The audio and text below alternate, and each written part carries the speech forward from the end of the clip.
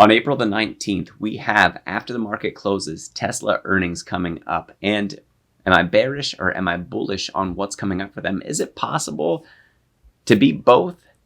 That's exactly what I would like to discuss in this video, and I want to share those things with you. So let's jump right into the chart for this one and see what kind of path Tesla's been on. There we go. So for their stock price, for Tesla, look at that. We have not actually broken the downtrend that we were on going all the way back to, let me bring up my crosshairs here, November of 2021. All of these peaks, every one of them lower than the last one that came before. And then since this peak here, we've actually hit a different downward trajectory for Tesla stock price. There we go. So if I click on the top of that and drop that there, that's the current downtrend that we've been on across the peaks of it anyway. And you can see the sort of excitement that's come back with the rest of the market and Tesla being right along with it. And a lot of people argue that it doesn't make a lot of sense for them to sell off as heavily as they have. Well, we do have their earnings coming up. And like I said, that is on April the 19th, and that is significant. And if we go across the bottoms of these things, you can see the sort of narrowing that we've gotten with their stock price. So it'd be nice if we had a few more points to go off of, but that's where we're at right now. Now, in accordance with different technicals that we have, we were in between the 50 and 200 day. We actually did not get to break the 200 day simple moving average that I have here. We were using the 50-day support for a while up until April the 5th, and we've dropped down through support since then. And you can see that we're still sort of finding it right around 175. Actually seems to be pretty solid support for us right now for Tesla's stock price. And then we have a little bit of support finding that around 165. And then I think after 165, the floor kind of falls out on this thing. Let me get rid of those rays that I have drawn on there. So for their earnings coming up, we have to consider the fact that they've made significant price cuts, which what that does is it impacts at the very first thing, their top line revenue that they're able to bring in. They had quarterly deliveries, record quarterly deliveries in light of their EV tax credits, their aggressive price cuts. And I have all of that worked out on a spreadsheet for you that is available over at the Patreon. You can access it by using the link down in the description of this video. And you can even see my Patreon exclusive commentary on that video as well, where I go into detail over the spreadsheet and over the details of it. I'll give you the highlights here that basically the revenue is going to take a pretty big hit based on the amount of cuts that they get. And that also leads to bottom line differences cutting into their net income margin. So that's something that we want to make sure, or I should say net income, and then therefore the net income margin, how much they're actually able to take advantage of profit wise from this. And what it comes down to with the sort of revenue crunch that they're under because of all the price cuts that they've done. And I'm going to talk strictly about EVs here because that's still the biggest driver that they've had. Their other business is growing. Their other sources of revenue, I should say, they are growing with the mega pack sales. Solar is another thing that we have out there. Full self-driving take rate, that's going to be huge because that's something that can absolutely help to keep those margins robust. We do need to pay attention to their CapEx and their OpEx in this one and see if they were able to significantly control costs in order to compensate for the amount of revenue that they've cut into through their aggressive price cuts on their EVs. That's going to be something that actually allows them to be saved. That'd be a saving grace. I got to say, conservatively speaking, for Tesla coming up, in my Tesla stock price prediction, I did it not only for this year, but also through all the way up through 2030. For this year specifically, if they weren't able to control their costs that well. Now we do have lithium prices dropping, which is excellent. They are also getting more efficient at the building that they do. Once again, excellent. So it is highly possible. I put out conservative estimates, and for this year, it doesn't look great for Tesla stock when you look at it in a short-term view, especially by conservative numbers, assuming that their costs are pretty much in line with what they have been, and assuming that they weren't able to reduce them at all. And that actually puts us in not a great position. However, by 2030, is still possibly, and that's by using conservative numbers, that still possibly puts us up to about 6 times where we're currently trading at. So that is less than 7 years away. Well, if we go end of year, it is a little over 7 years away to go 6 times the amount right now. So am I bearish or bullish on Tesla stock? In the short term, I do worry a little bit, not only about their ability to control cost over the short term, are they able to control their cost enough with the price cuts to still turn it into an earnings beat on this one. I think last quarter they had, I think it was $1.07 per share when we looked at their earnings. And I'm not sure if that was GAAP or non-GAAP. I'd have to go back and look at those numbers again. But if we're able to beat those earnings, that means they were significantly able to compensate, more than compensate for the hit that they took in revenue by shrinking their costs enough and filling out enough of the rest of their margins and able to still hit their targets. That would be incredible and bullish. And by any of my conservative means, over the longer term, I am 100% bullish on Tesla stock. We do have to pay attention to the economic outlook. We did get retail sales numbers at this point. They didn't look great for March, but that also did include all the banking crisis that was in there. So honestly, for retail sales, yes, it continues the pattern of weakness for retail sales, with the January numbers being a bit of a one-off in that, and then February pulling back, March pulling back a little bit more. I think November and December were also a little bit weak. So it could speak to the slowing of the consumer. But we don't know at this point in time. We won't know until we get retail sales data coming out for April, whether or not we're seeing a true slowdown for those consumers. Now, we did get some bank earnings as well. And for the quarter, they look pretty good, but we still need those earnings calls to come in and hear commentary about the outlook. And as of the recording of this video, it is possible that they've already given more flavor to that. Now, back to Tesla.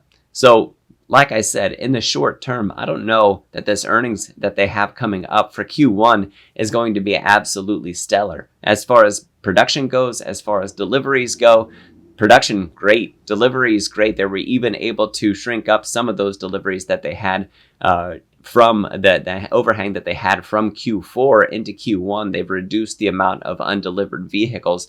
So that can do very good things for their demand. And the nice thing is that they still do have a ways to cut into their margin if they need to. And I really think for Elon Musk, this is not about the short game appeasing the stockholders. I think that this is 100% about taking market share out of the auto market as a whole and making sure that they maintain their position of dominance in the EV market. I think long game is where we really see the true win out in the EV space for Tesla. So like I said, 100% bullish on Tesla over the long term. I am a little bit worried, and this honestly could cause a drop in their stock price that brings around some buying opportunities. Now, let me just go back to their charts for a moment. So I mentioned that we do have some support that lies in here. So if they're not able to control costs to the point that mitigate the cuts that they've put in their prices for their EVs, then 175 is absolutely a decent likelihood. And if it goes worse than that they weren't able to control costs at all, then we can start to see that 165 come in. And after that, we don't have much of a floor for Tesla beyond that. That would actually be a really significant drop. So if it were terrible, and I don't expect it to be terrible, I do expect that we could have some buying opportunities for Tesla coming up. And remember, none of this is financial advice. I can't tell you what to buy or sell, and I don't know your situation. I don't know why you would be buying shares of Tesla or buying options for Tesla or selling options for Tesla without knowing your case. I wouldn't even know how to address it in the first place. So we do have those areas of support coming up. And if you are somebody who's bullish on Tesla, you might want to be on the lookout for these earnings, because it might not be the greatest of earnings. It might cause initial panic. And with that initial panic, like I said, because of my belief for the long term, and I've done hours of research on this, and in my spreadsheet, I've spent a long time in the consideration of working through the numbers and being conservative about my estimates. And still I come out to a place that by 2030, being about, actually, I'm sorry, I say about, but it's actually a little over 6 times where we currently sit in their stock price. Why wouldn't I do that? And there's no guarantee that I'm right, and there are limitations to it. And if you want to see those, like I said, check out that spreadsheet that we have, that I have over at the Patreon by using the link that's down in the description. Now, I do want to go over just one other thing with you. So I've been using Moomoo here to show you these things, and let's talk about, should we get an earnings beat and we go back up. This 50-day is going to be our first thing to tackle. So right around $190 a share. Helps if I actually click the horizontal line tool. There we go. And all the other super bullish news, while the market was doing even better, not so sideways in their trading, we weren't really able to break up much above this 208 level that we have. And once again, there we go. drop another horizontal line. So we have significant room to move up. And actually, let's put in one more line. I think I like one right here as well, right at about the $200 level. So there is significant upside to be had for Tesla. It is possible that the earnings go really well and that they're able to control their costs. Honestly, coming out even with what they had quarter over quarter for EPS is going to be a significant win, because that means not only did they cut into the prices of their EVs and cut into their revenue, but they were able to control their costs enough that they were able to completely compensate for it.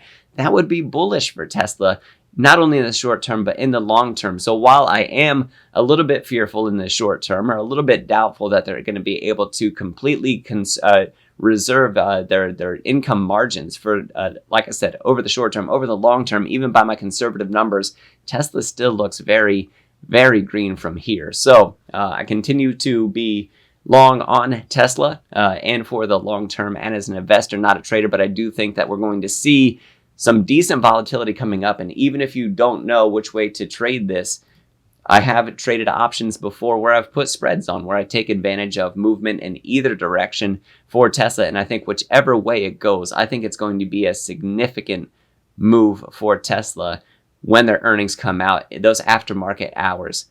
When they report their earnings, I expect the move to be just absolutely incredible to watch, whether it's up or down. And they would have to tell us some really bad news to change my mind to be bullish, that demand is over, that there's no way that they can sell the stuff, that Tesla should just board up as a company. Those kind of things that would talk about, just weakness in the company and they can't persevere, which doesn't sound like Tesla at all. That would cause me to change my mind. However, I do expect to hear stories of strength, even if it is even a weak 2023. I still think that longer term strength for Tesla is what we're all looking for. Those of us who are bullish on Tesla anyway. I want to make sure that I share with you this opportunity that we have by using the link down in the description for Moomoo. You can get up to 15 free stocks. Moomoo is what I use in my videos that you see in their mobile app. I'm going to make some videos that include some use of Moomoo on the mobile app, which is there's cross-platform integration. It's pretty cool. So you have to check it out. And their earnings calendar on the mobile app is absolutely gorgeous. And you can just tap the calendar button and it'll add whatever companies you're tracking right to the calendar. It's pretty cool. So in any case, if you deposit $100 more, you get 5 free stocks and access to the free premium courses where you can up your trading game and investing game through Moomoo. And by depositing $1,000 more, you get 15 free stocks and still access those 15 courses. And there is right now a financial literacy U.S. paper trading competition going on where you can win up to $1,500 cash coupon into your trading account and you get 1 month of Bazinga Pro for free. So take advantage of that opportunity by using my link down in the description. Also, check out that link for the Patreon. Get access to my Patreon exclusive content, as well as detailed information into my Tesla stock price prediction that I have for every year, including this one all the way up through 2030. And remember, those are the conservative estimates. I will put out some other cases as well as a more bullish case to see just where I think Tesla can go from here by 2030. So be on the lookout for that. Thank you guys for watching this. Hit the like button, subscribe button, and ring that notification bell to see anytime my videos come out. I am Dr. Stock, Doctor of Education. We'll see you in the next video.